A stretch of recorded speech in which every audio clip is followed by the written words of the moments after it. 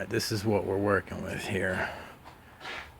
This is the rear bumper off the 94. Before I do any paint, I've obviously still got to do a little more sanding. That stuff's just thin overspray basically, but I got to fix this. So I've kind of got a plan. I don't know if you can see, it's missing a tooth, if you will, from its rear smile, and underneath I've had to cut away a bunch of plastic on both the upper and lower sections from melted plastic from the exhaust. So don't do it if you don't want to be working hard to fix it. I didn't realize it was doing it until I got to a gas station and my bumper was almost on fire.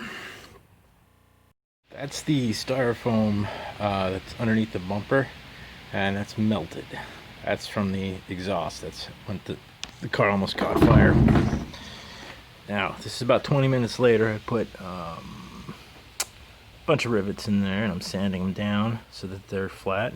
I got a piece of metal behind there to support so that I can sand this, fill it with a very small amount of Bondo so that it doesn't tend to crack as much.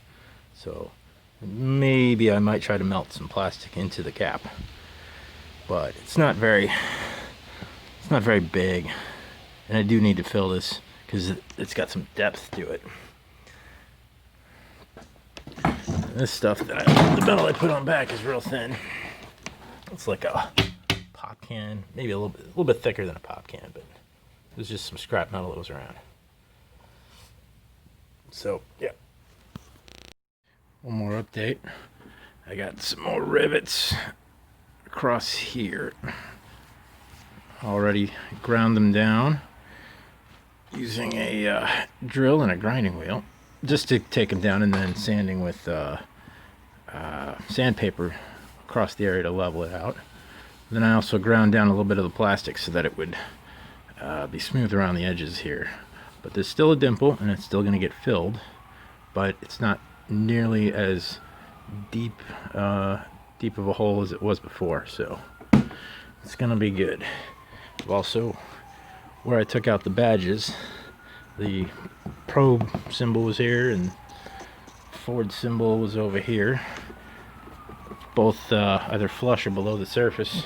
So when I put a little Bondo on there, it'll be just a thin coat, and then grind that real quick and done.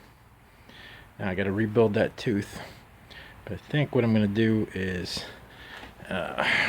fill in this area first, make something there, and then you can hear this metal behind it right now, all the way across, but I have to make it stronger with some fiberglass.